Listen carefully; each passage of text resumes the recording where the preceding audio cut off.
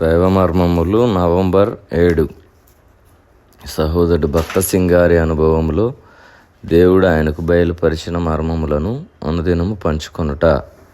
క్షయమైన ఆహారం కొరకు కష్టపడకుడి గాని నిత్య జీవము కలుగజేయు అక్షయమైన ఆహారం కొరకే కష్టపడుడి.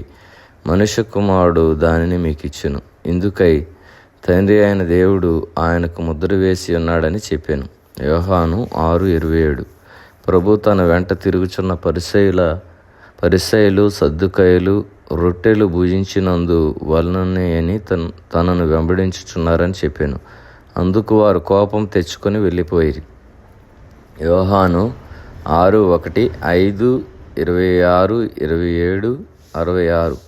ఏ ప్రయాసము వంట చేయు శ్రమ అయినను లేక అద్భుతముగా ఆహారము పొందుట ఎంత చక్కగా నున్నది గదా అని వారు భావించిరి. 26, 27లలో ప్రభు ఇట్లా అనుచున్నాడు, మీరు రొట్టెలు భుజించి తృప్తి పొందుట వలననే నన్ను వెతుకుచున్నారు. క్షయమైన ఆహారము ఎట్టిదైనను మీరు తినుట వలన తృప్తి ఎన్నటికీ పొందలేరు. జీవాహారము నేనే, మీరు నన్ను భుజించవలెను. నన్ను తినుట ఎట్లో నేర్పెదను, అప్పుడు మీరు శాశ్వతముగా జీవించగలరు. ఈ మాటలు వినినప్పుడు వారు కోపం తెచ్చుకొని ఆయనను విడిచి వెళ్ళిపోయిరి. ప్రవచనములు వారికి పరిచయము అయినను ఆత్మీయంగా కేవలం వారు గుడ్డివారై ఉండిరి, అందుచేతనే వెళ్ళిపోయిరి. ప్రభువుకు అంత సమీపముగా వచ్చి ఉండిరి గాని ఏమీ పొందలేకపోయిరి.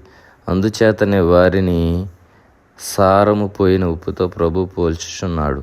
ఆదరించునట్టియు ప్రోత్సాహపరచునట్టియు మంచి ఉప్పు అయి ఉండుము. నీవు మంచి ఉప్పుతో ప్రోత్సాహపరచునట్టియు మంచి ఉప్పు అయి ఉండుము. నీవు మంచి ఉప్పుతో పోల్చబడతగుదువా, లేక నిసారమైన ఉప్పు వంటి వాడవా? మంచి నేర్పరైన వంటవారికి సరిగా ఎంత ఉప్పు వేయవలనో తెలియను.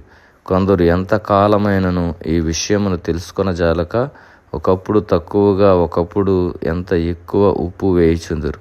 సరిపోనంత ఉప్పు వేసిన ఎడల ఆహారం ఎంత బాగుగాను రుచికరముగాను ఉండును. ఉప్పు ఆహారమునకు రుచి కలిగించున్నట్లే నీ జీవితము కూడా నుండవలను. నీవు ఎక్కడుండినను